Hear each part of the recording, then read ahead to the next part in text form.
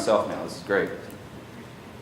So I'm gonna give you my traditional greeting from where I'm from. Howdy. And we're going to talk about some microservices that Andrew's just alluding to. Let's break that subject down a little bit. But first, who is this guy who's standing on stage? So I've been doing software for about 20 years. 18, 20, somewhere in there. I've been programming since I was 7, I guess, so it's been a lot longer than that. But doing it in this funny thing called the enterprise for approaching 20 years. And the last 6 years of that, I've been focused on cloud. And during that time, I kind of got sucked up into this microservices hurricane that's been kind of floating around. I guess we call them typhoons over here. But that's been kind of sucking up the entire software industry, and everybody's become convinced now, largely in part due to my work and a lot of other people who have just been saying, hey, this is what you should go do. And this funny thing happened was that people believed us. And they actually started down this road of building all of their software according to what they thought a microservice was. And as it turns out, we've run into a lot of problems. No one could have predicted that. We built the wrong microservices. We built too many microservices. We built them too small. We built them too large. We built the same old architecture we already had. We just used new toys to do it. And a lot of these problems, I think, are rooted in the fact that we don't necessarily remember why we were told to care about this and why the companies that innovated in this space long before it ever became mainstream cared about this. What was their goal? And so maybe we should pretend to be one of those original innovators. So Amazon was building microservices before they had a name. So let's build an online store. So here we are. And to build this online store, we need to think about the business of an online store. What do we have to do? There's a bunch of things that we have to do, right? We need to know what we're selling. Product catalog's pretty important. Need to be able to take orders. Need to be able to keep inventory of all the stuff that we're selling. We need to obviously be able to take money. That's pretty important. We need to be able to notify people of things that are happening. Fulfill orders within the warehouse. Ship orders to people's houses and businesses and all those places. So how would we approach this? We've been doing this for a while. What do we normally do when we build a piece of software that has to do a bunch of things like this? We're going to take these people and we'll divide ourselves up into teams that fit the shape of the thing that we work on. Right? So we've got some data people over here and some services, business logic, transaction-y people over here. We've got some UI, user experience people over here. That's how we divide people up, right? And what do we go do at that point? We tend to build these things we call a layered architecture. So maybe down at the data layer, we're going to build a database schema, build some domain model stuff. Maybe we're using an object relational mapping layer of some sort, whatever. Doesn't matter. It's a layer. What do we put in the layer? We put everything in there.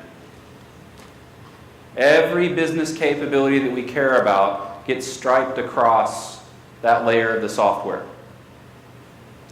Then what do we do next? We build another layer on top of that. Services people get to work. And they put everything in there. And then the UI people, maybe we build some MVC stuff, some controllers, views, JavaScript, CSS, HTML, all that fun stuff. What do we do with that? We put everything in there too, right? And then we take all that code and we zip it up in a single deployable artifact. So all of that stuff goes into production together, or it doesn't go into production together. Their fate are tied together, right? So, what do we know about this? why do we build architectures that are layered? Well, somebody's immediately going to say separation of concerns, right? And then I ask, well, why do we want to separate concerns? And everybody gets really quiet. It's like I thought all I had to do was say the right term and I would be fine. So separation of concerns. Why are we told we want to separate concerns? Because maybe we want to swap out the details of one of these layers without the other layers having to know about it. So maybe I want to change out the database. I should be able to change out the database, and nothing above the layer that interacts with the database directly should have to know about it, should have to care about it. And that's one of the first examples anybody gives, is why we do this. And then my first question is, well, how often do you do that? How often do you swap out your database? I've done it once, ever. And that was because I was working in a nonprofit and I was told to kill Oracle and replace it with Postgres because we couldn't afford Oracle anymore. That was it. So I've never done it for any other reason. So it does happen, but it's incredibly rare. So we're separating concerns along this dimension, but we don't have a lot of change that's occurring along that dimension. Now, we want to go build a feature. Let's say we're going to put some code, new feature into the product catalog area. How many of the layers do we have to touch to build that new feature in the product catalog? What do you think? All of them, right? Pretty much. I mean, there will be rare exceptions, but for the most part, we're going to have some data, we're going to have some business logic, and we're going to have a UI that exposes all that to the customer for almost every feature that we're going to build. And so this separation of concerns into layers turns out to not really help us at all with respect to the dimensions of change that we do have. Right? Not only that, but all of these people that are working on that feature, they have to coordinate amongst themselves. This team has to work with this team, has to work with this team, and they're all going to be working on other things too, right? So let's add some changes to our store. We're going to add a feature to be able to rate products. We're going to support some cryptocurrency stuff for payments. We're going to send push notifications to people's phones when their deliveries happen, so if they're at work, they know the package showed up at their doorstep. And we've got these fun days that we invented to make people want to buy more stuff, like Black Friday and Cyber Monday. All right, so we need more scale on those days to be able to support all the people who are buying more stuff just because we told them to, right? So, we want to build that catalog feature. We have to coordinate across all these people to do it. Then we want to build that payments feature. And we have to coordinate across all these people to do it. We want to build the notification feature in shipping, but we don't have the feature yet inside of notifications to even be able to do that. So we have to build that, coordinate across those areas, coordinate across those teams. And then to do the scale thing, in this particular architecture, really the only thing we knew how to do was just go buy a bigger server, right? And we buy bigger servers until we can't get a bigger server, and then we're kind of stuck. And any future scale becomes a lot more complicated in this style. But it gets worse, right? We want to ship code. That product catalog feature is finished, but we're in a single deployment.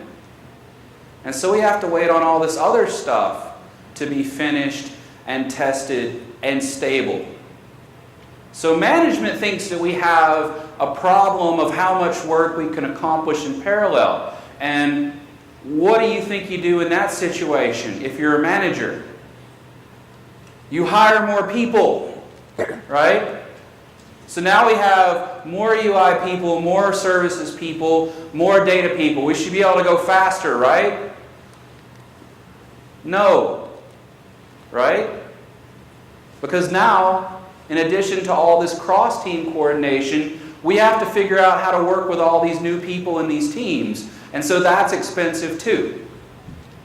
There's this really smart guy named Fred Brooks, and he said, if you add more people to a project that's late, you're going to make it later. It was in this book called The Mythical Man Month.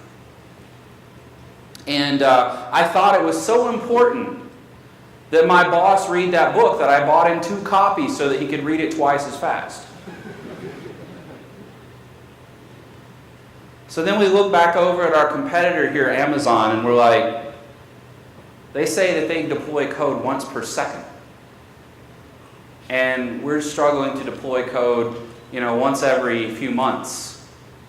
And there's no way we're going to be able to compete with this team. So what are they doing that's so different than what we're doing? Well, supposedly, it's this thing called microservices, right? So what's so special about microservices that makes them able to improve the situation so much? Inherently nothing. It's more of an approach. It's a way of thinking than it is something that's fundamentally different about the piece of software that we're building. And so we look at this definition, and this is like the 3rd or 4th time that I've tried to put a definition of this together. I don't think anybody really knows what this is. It's really hard to define it in a concrete way that everybody agrees upon. This is me making an attempt. Independently evolvable, autonomously deployable, governs their own state, incorporate resiliency patterns. What you have here is this notion of a thing that it's not only independent, it's isolated, but it controls its own fate. Anything that happens, it's the responsibility of the microservice to ensure that it's prepared for that situation. Whether it's changes to the database or changes to the behavior of dependencies, this service is down, this service is responding too slowly. It's my job to figure out what I'm going to do in that scenario. And so the first thing we figure out is that the name microservice is a really terrible name. Because the name doesn't really have a whole lot of correlation to what the thing does. The name says, oh, small services, that's what this is about. We're going to build much smaller things than we were before. But I'll tell you a secret. And that is, if you're bad at building really big things, you're going to be bad at building lots of really small things. It's not going to help you just because, okay, we went from one thing to 100 things. There's this notion that this word monolith, y'all know the word monolith, right? Monolith is now a bad word. Like, I've literally been in companies where they say you're not allowed to say the word monolith anymore. You have to. It's inappropriate. It's offensive, right? So we can't say that word. But monoliths get a bad rap unfairly. You can actually build really nice software that way. But what you run into is this notion of, in a large business that's doing lots of different things, and they have lots of different paths to value. So, hey, I've got this idea, and I think this idea is actually going to make us some money. So maybe we should go build some software that's going to realize that value, start making that money.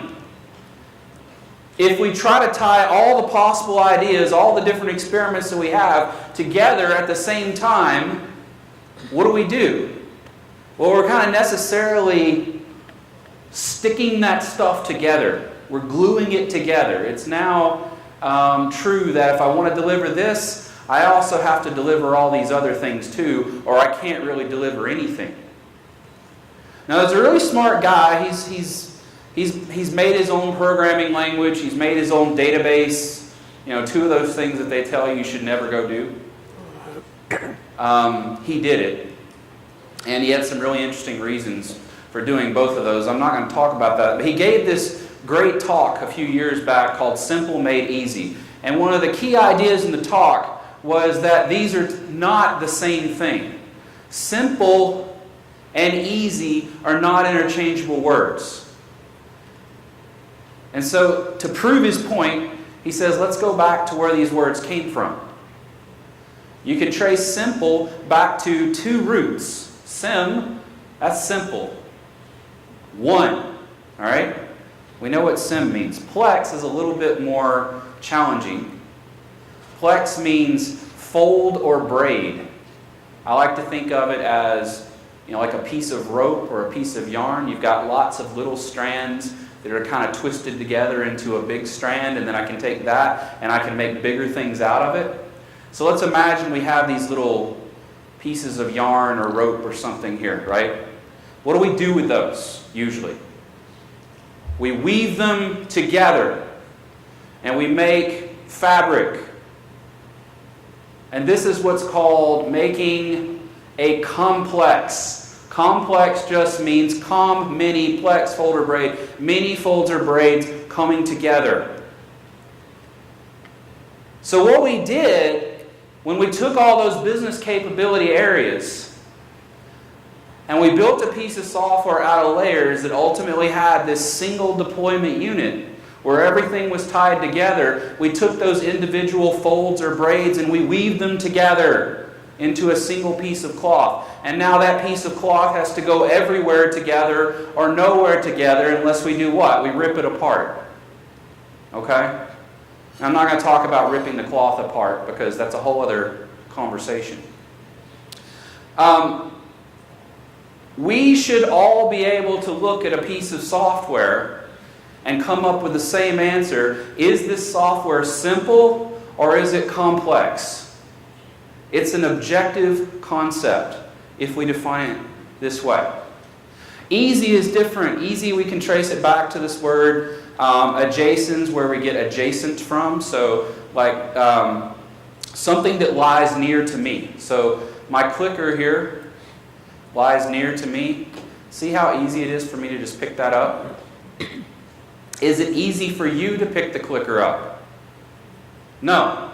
Unless you have like a radically long arm or superpowers or something, you can't pick the clicker up. So it's hard for you. You could argue it's impossible, but it's really easy for me. Ease is relative. What's easy for me is not going to be what's easy for you necessarily. Same, and it goes that way. Any connection that we can make in this room, we're going to have some things that are easy for one person, not easy for the other person. What lies near to me in software? Well, the stuff that I've done, the stuff that I've used. We've worked on different business areas. We've worked with different programming languages, databases, frameworks, tools. The ones that you know, they're easier for you than the ones that you don't know. So keep that in the back of your mind. What can we say about this monolithic architecture? Is this simple or is it complex? What do you think?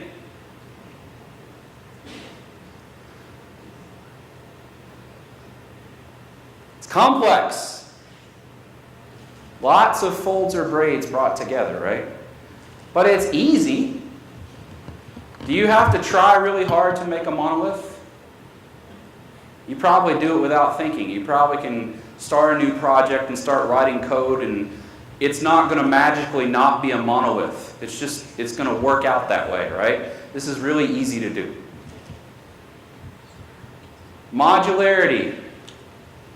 We have to try hard, though, to create modules. Because everything is complected together, this is a verb that Rich made up. We've complected all these things together. It's hard to make that modular inside. And especially like the languages that we use, like I use Java a lot. Java doesn't give me really good tools to make modules and keep them clean and keep them separate. I have to be very disciplined to do that. But worse than that, like the change cycles. Product change has to go with ordering change, has to go with payment change, which means that it's a lot more challenging for me to deploy these things frequently. Scaling is less efficient. I can't scale just one piece. I have to scale it all. If I'm a new developer on a team that's been working for a couple years, has 2.5 million lines of code, nobody on the team actually knows everything and how it works. It takes me 3 to 6 months just to be productive. We already saw that scaling development is hard. We add more people to make our development scale theoretically larger, and yet we slowed down. So that's a problem. And then, you kind of have this long-term commitment to the technical choices that you make early in the life cycle of these monoliths. If I decide, hey, we're going to build this software in C#, and then 6 months from now, after we've written a bunch of code, we say, no, let's write it in Ruby instead. That's pretty expensive, right? It's hard change to make. And so you can look at a lot of different dimensions that feel that way. Okay, so this is the monolith. And I'm not trying to trash or denigrate or say bad things about the monolith. I think these are facts. These are things that just are. There are trade-offs here, and we're making some choices. Now, let's take that microservice architecture and let's turn it into, take that monolith, turn it into microservices. So let's get rid of the layers. Those aren't helping us much. And instead, let's modularize based on business capability areas. So all the ordering stuff is in one bucket now. And the only bucket I have to know about is the ordering bucket, with the exception of the database right now, but we'll fix that in a minute. This is a good place to start, actually. If you're building a monolith, this is a good place to start. Because it gives you a very natural next step, which is, hey, these modules are good inside the monolith, they're probably also good as microservices. So we should be able to just change that deployment topology and get a lot of the same benefits. I don't want you to get the idea that what I just did was easy. Cartoons make everything look easy, right? But a lot of the conceptual difficulty of tearing this apart is made, it's facilitated when we think about things along these dimensions. And then we can also do the same thing with our data, which again, much more challenging than what the animation shows. But at this point, ordering is an independent piece of software. Payments is an independent piece of software.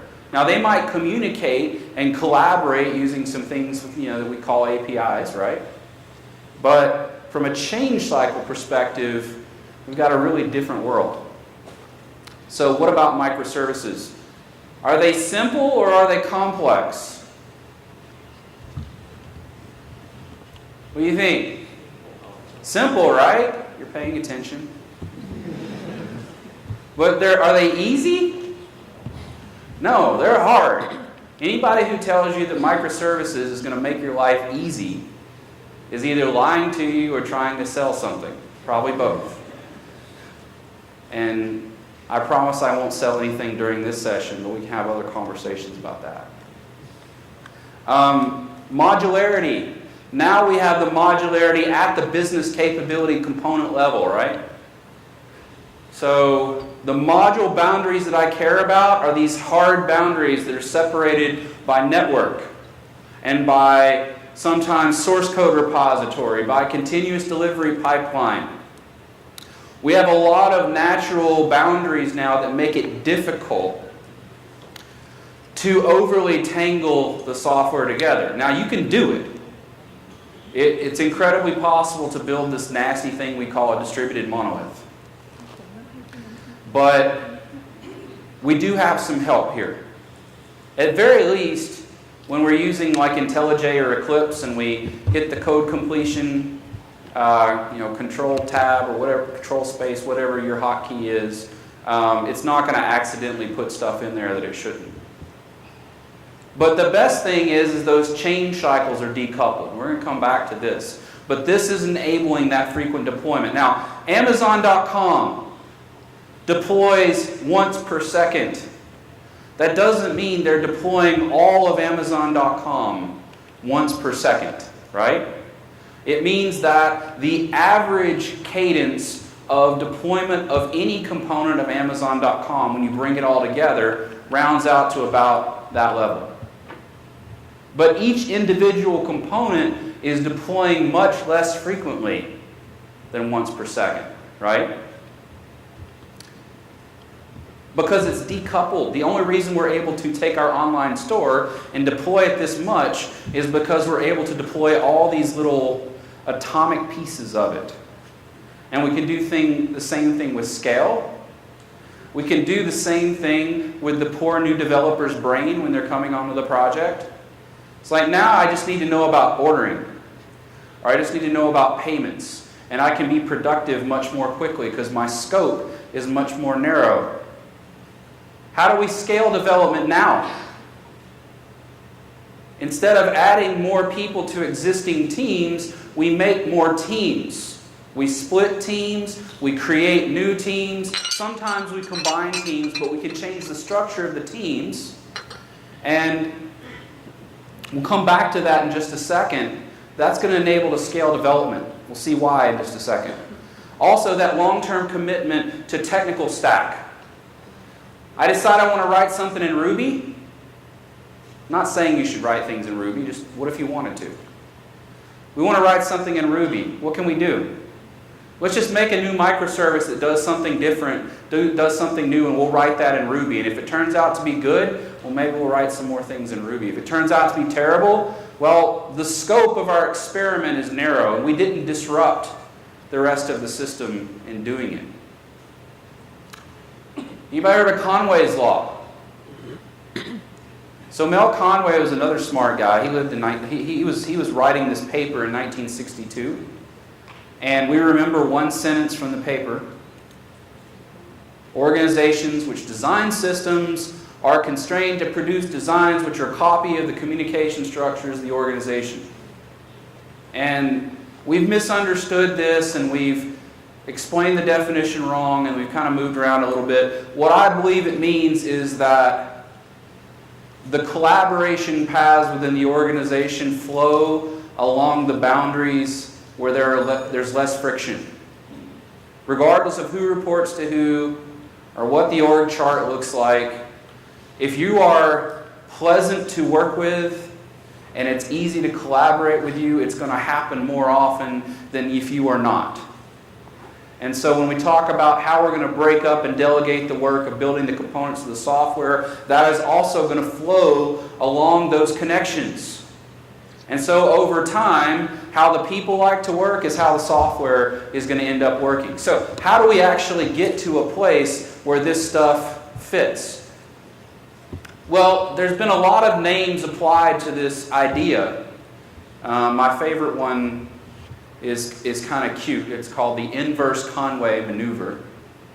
And basically the idea is, hey, we want this architecture to show up.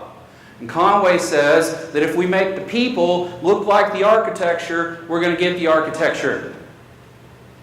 Right? So we organize ourselves naturally along the boundaries to make the easiest path also the right path. And then, of course, we make sure that we can feed all the teams with 2 pizzas. Right? Now, this is also a relative concept. When I was in college, I could eat 2 pizzas by myself. So I was a 2-pizza team, just me, right? So some people are hungrier than others. Don't get hung up on these little definitions and counting and things like, all right, how much food are we going to need to feed these people? Yeah, that's a good team size. It actually relates back to all kinds of other things about interpersonal dynamics and how many connections that you can handle. And I've been reading a lot about that lately, but there's no way I'll finish on time if I talk about that stuff. But it's really interesting if you want to geek out on that later. Then we get to these bigger questions. What microservices should we create? How many should we have? How big should they be? I don't know. I don't know the answer to that question. You know the answer to that question. You have to find the answer to that question. And so the way you find it is by applying these things called decomposition strategies. Now don't get attached to this drawing just yet. We're going to come back to it. This is a decomposition strategy map, and it tells me exactly what microservices I have and why. Let's understand it. So there's a lot of strategies out there. I'm sure people have heard the term bounded context. Anybody heard bounded context before? No? Okay. You're lucky. Because that means you haven't learned it wrong yet. In the United States, everybody thinks they know what a bounded context is, and most of them are wrong. So this is actually defined back in 2003 in this book, Domain-Driven Design. And basically the idea was, we want a ubiquitous language. And that's just a fancy way of saying when I use a term and you use the same term, we mean exactly the same thing. So if I say customer and you say customer, we're talking about the same concept. You think we should be able to understand what a customer is. I've sat with organizations where we argued for 2 hours about what a customer actually was. Right? So it's not always straightforward. But it's pretty important that we understand and agree on the terms, right? Otherwise it's going to be hard to create the right software. Well, if you look at a room even this big and we try to talk about our online ordering domain, we're not going to be able to come up with a ubiquitous language. If I divide you up into groups, you're some shipping people over here, ordering people, we're going to have different ways that we want to look at things like an order and a customer and everything else. But what we can do is we can draw some boundaries around some of these sub-areas. And inside that boundary, the language is consistent. Customer means the same thing to everybody that's standing inside that circle. As soon as we walk outside that circle, not necessarily true.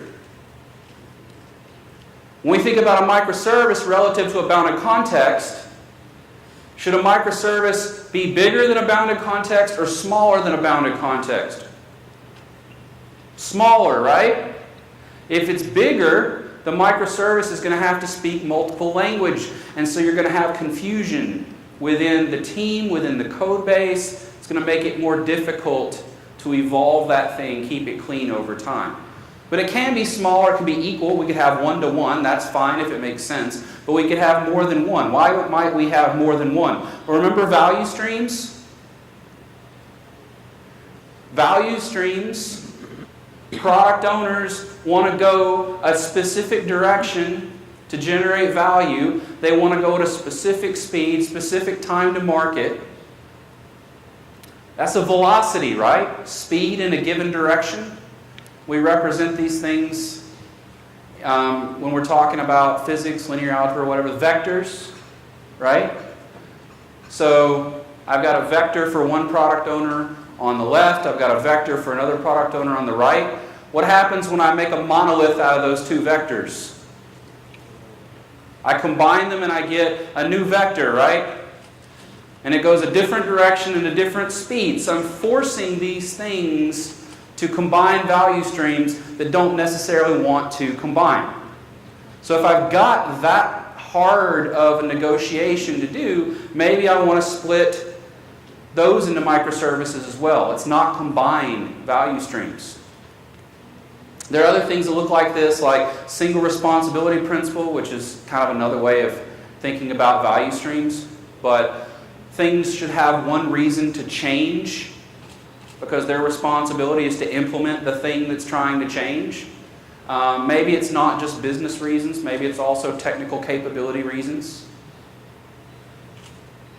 I might have a leader-follower topology, and the leader has different reasons to change from the follower, so I keep those separated. Failure domains. Is it possible for part of your big monolithic system to start behaving badly, have some failures, and accidentally take down the rest of the system with it, even though it's not conceptually related? Is that possible? Sure it is, right? I was working with a team who had a downstream dependency. Average case response time for this legacy dependency was 10 seconds. Sounds pretty bad, but it's tolerable. Worst case response time was 10 minutes.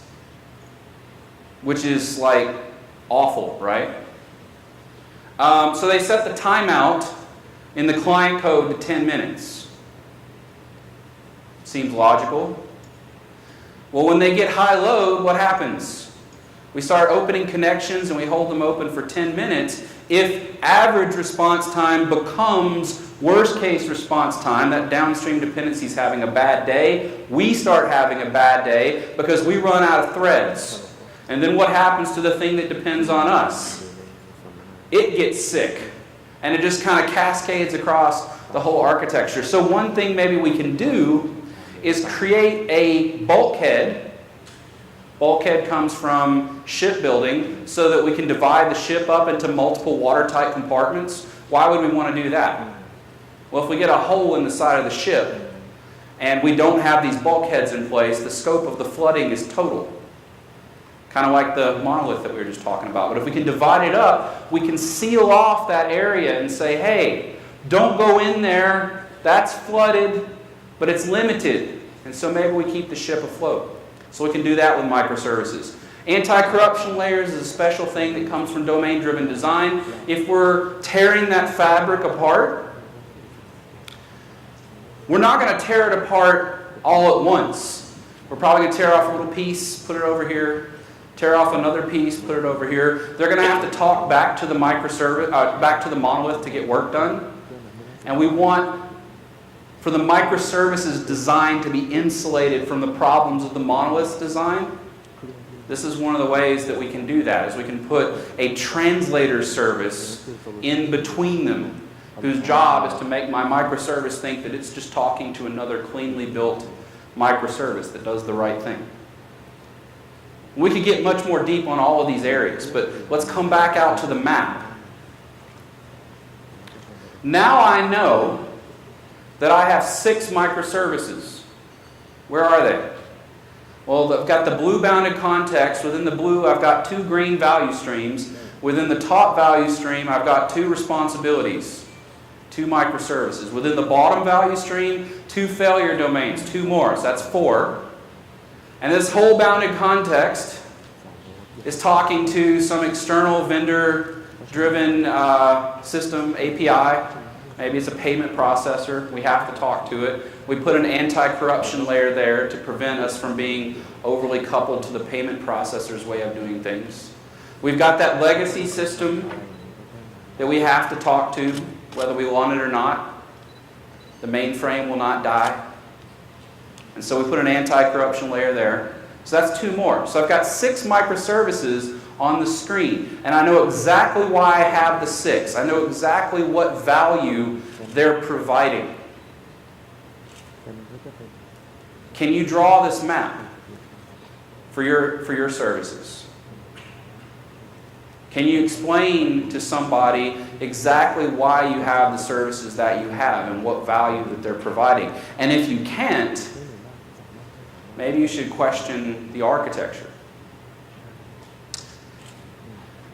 Doesn't this make things harder? Yes. We already said that. The main thing is that distributed systems are harder than non-distributed systems. Just is, can't help it, sorry. They have this thing that I call the distributed systems tax, which makes every microservice, every additional piece of distribution you introduce into a system is not free. It adds some cost of complexity. And in fact, the more that you add, it doesn't increase linearly. It actually increases super linearly in some way, right? So, how do we justify microservices? The value that we get out of each service needs to exceed the tax. Makes sense? What else? You have to have a certain level of maturity. So, Martin Fowler wrote this story some time ago. He said, you have to be this tall to use microservices, meaning you have to have these 4 things. You need to be able to rapidly provision reliable, predictable environments, places that you're going to put code. Makes sense. Can't do that. Deploying once per second is probably not your biggest problem. You need to be able to monitor because, hey, that complexity leads to all kinds of additional emergent, interesting behavior that you weren't expecting. You need to be able to see that happening and understand and troubleshoot that. That's a pretty big deal. If you can't monitor software, if you can't visibly see what's going on, you can't do this. You need to be able to deploy rapidly. If you're trying to use an architecture to help you deploy rapidly and you can't deploy rapidly one thing, you're not going to be able to deploy 100 things. And then DevOps culture, that's going to be all throughout the day, so I'm not going to talk too much about that. You've got the godfather of DevOps over here in the front row, and he will educate you.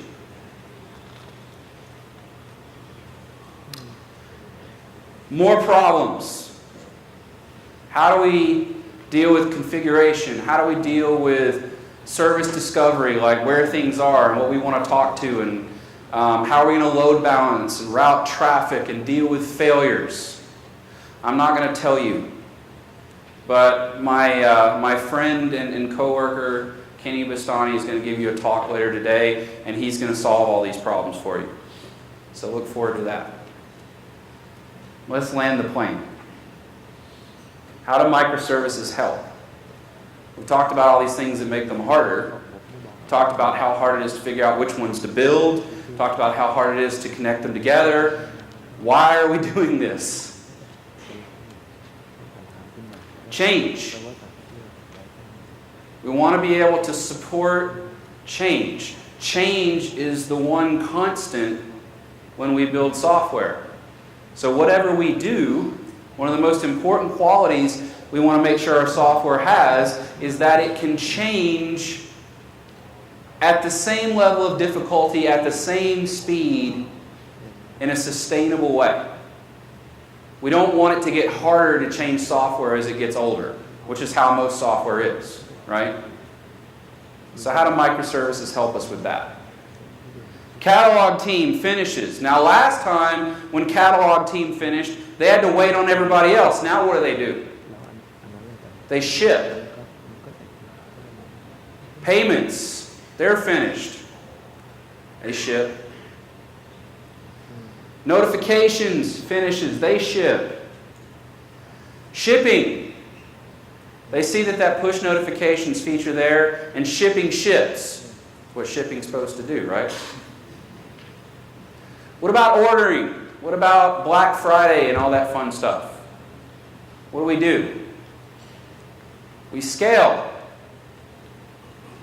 We copy our microservice and we have more of them. Again, the cartoon makes it look really, really easy, right? It's not easy, but it's easier than it was. We have decoupled the thing that was making change so painful, so challenging. This is the reason why Amazon decided to move to this architecture 15 years ago. This is why Netflix decided to move to this architecture. This is why all of these web companies decided to move to this architecture, because the one thing that you can see them doing from a customer perspective is they're constantly changing, they're constantly evolving, they're constantly building new business models, new ways of dealing with customers. If they can't deploy often, and they can't change often, and they can't sustain that rate, somebody else is going to.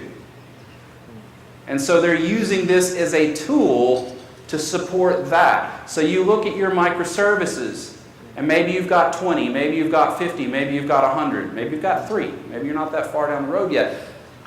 Are they giving you this kind of value? Are they supporting the business's ability to change rapidly? Or are they making it more difficult? If they're making it more difficult, you should probably rethink what you're doing. Maybe you have the wrong microservices. Maybe you don't even need microservices yet. But don't go creating 100 microservices tomorrow just because somebody said it was cool. Somebody said, this is going to make everything awesome. You get to use all these cool technologies. That's not the reason to do it. The reason to do it is because you need it to support the velocity and different value streams of change that your business needs. So Think about that throughout the rest of the day. And as we look at all these new technologies and techniques, think about how we're going to align it along these dimensions. Thanks.